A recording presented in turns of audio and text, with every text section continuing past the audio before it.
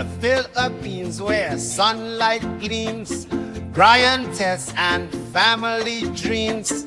By the shorelines, kids at play in a tropical bright array. G'day YouTubers, welcome back to Australian in the Philippines. Today, midweek short video, just wanted to talk again about safety here in the Philippines. A lot of these incidents go unreported on the news, so people don't hear about them, so you don't know they happen. But it happens quite frequently, more frequently than you would like to believe. Last night I found a post on my Australian in the Philippines Facebook page from a woman in Australia, Tammy Burke, asking me if I'm an Australian living here in the Philippines and can I assist because her dad has been robbed in Manila and has no money, nothing. I then proceeded to private message her, and we chatted for a while, and I explained to her that I'm 4 hours on a ferry and 21 hours drive away from Manila, or an hour and a half on a plane, which would be another day. I can't really help. He's in Pasay at the moment. And the story goes, from what I can gather, the story goes he arrived in Manila from Australia,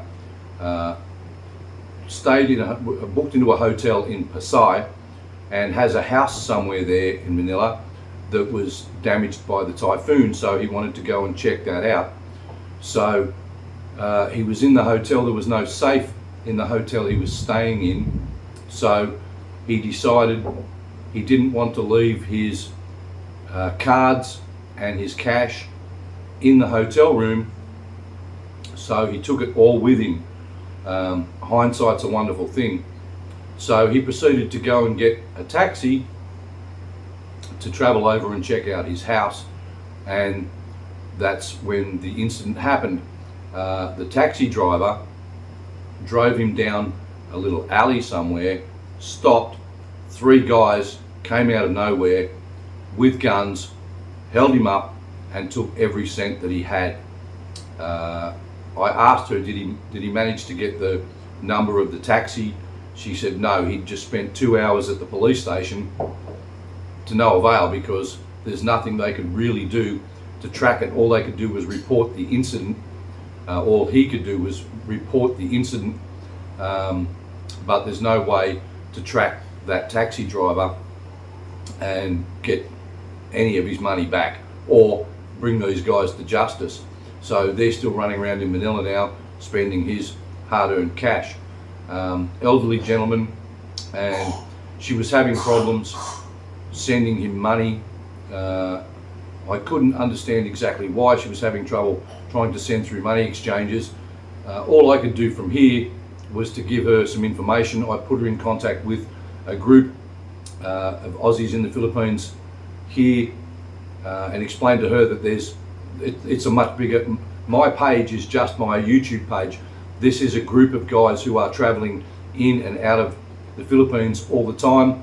So hopefully there's a chance that someone is just arriving at Pasay or just leaving through Pasay and might be able to actually assist the guy.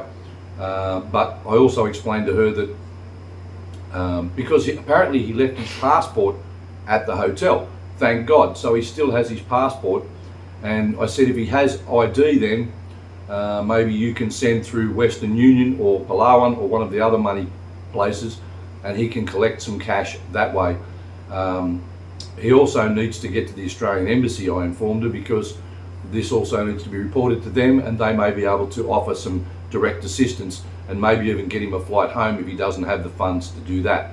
So, but just one of the instances that happens here that you don't hear about. People are always saying, oh, stay away from Mindanao, stay away from Davao, it's not safe. And I know guys that have lived in those places for years and have never had an issue. So it's not where you are in the Philippines, it's wrong place, wrong time, and it can happen absolutely anywhere. Not just in the Philippines either. It can happen in any country in the world. So what I'm saying is you really need to be not only street smart, but take precautions, guys. If you're going to get into a taxi, take a photo on your phone of the number of the taxi with the license plate and just send it through Facebook Messenger to one of your friends. So even if your phone gets stolen with your cash, you've got a record of what vehicle you were in. Taxi or Grab for that matter. Grab, for those people who don't know, is what they call the Uber here in the Philippines. Now, last year we had taxi drivers were actually kidnapping foreigners. There was a number of foreigners that had had issues with taxi drivers in Manila. This year, there's been reported incidents with Grab drivers. So again, you're in the main city, you think, I'm safe, it's okay. No, it can happen absolutely anywhere. Now, being in a hotel with no safe, he figured the best thing to do was to take everything with him except his passport. Now, I would suggest split everything in half. If you have 2 cards from your bank with you, leave one at the hotel, take one with you. Split your cash in half, leave half at the hotel, take half with you. Because chances are, it's not likely that you're going to get robbed at gunpoint on the street and have your hotel room robbed at the same time. Now, again, hindsight's a wonderful thing.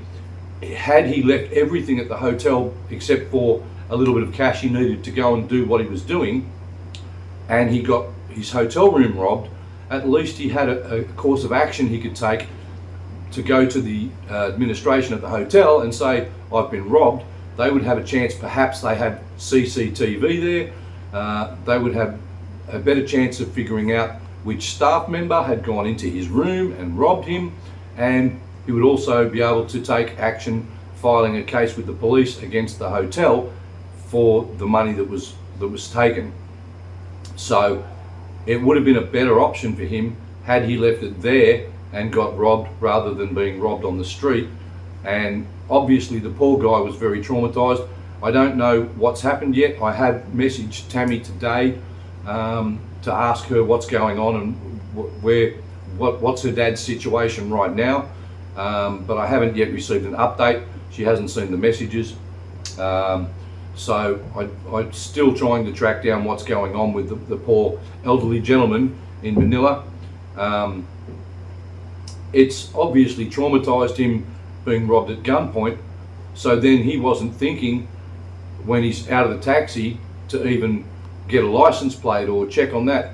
He was too busy in shock, freaking out about the fact that, number one, he just had a gun pointed at him, number two, he just lost everything he had with him, and he's stranded in Manila with no body and no funds. So I hope, Tammy, you managed to get him to go to the Australian Embassy. And always, guys, if you're in any country in the world and you have an incident, after reporting it to the police, go directly to your embassy and get some help through them. Whether it's the US Embassy, if you're American, Australian Embassy, if you're Australian, whatever, go to the embassy of your home country in the city you're in and report the incident to them. Also, they may ask to see the police report to verify that this happened. Maybe take that with you if you can, a copy of the report. But definitely they will get you some help. If at the very least they should be able to get you a flight back home to your home country so you're not stranded in another country with no help. It's something that can happen to anyone, anytime, anywhere.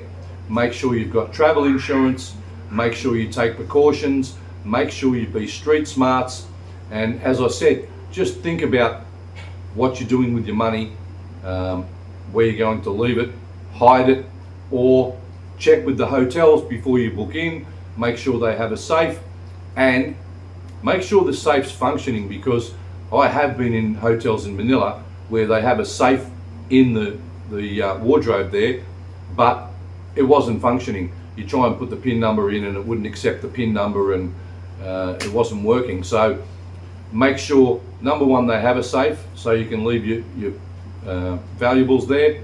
Number two, make sure that safe's functioning. If not, get them to find you another room where the safe's functioning. Again, be cautious when you're getting into vehicles. Make a record of what you're getting into, or at least check visibly the numbers on the taxi or the Grab, so you have the information that you can pass on to the police should something happen. I hope that's been a little bit informative, guys, and I hope you all will be a little safer when traveling around the world, whether it's the Philippines or any other country. I'd also like to say a big thank you, and I can't give a shout out to this guy because he's donated through PayPal to our shed build off-grid, and specifically asked in the message for it not to be mentioned. Now, I'm going to mention it because it was 4,000 pesos. It was a very substantial and generous donation. I won't mention his name because he's asked me not to mention it, but you know who you are, and I just wanted to say thank you from the bottom of my heart. We really appreciate any support here on our little build off-grid.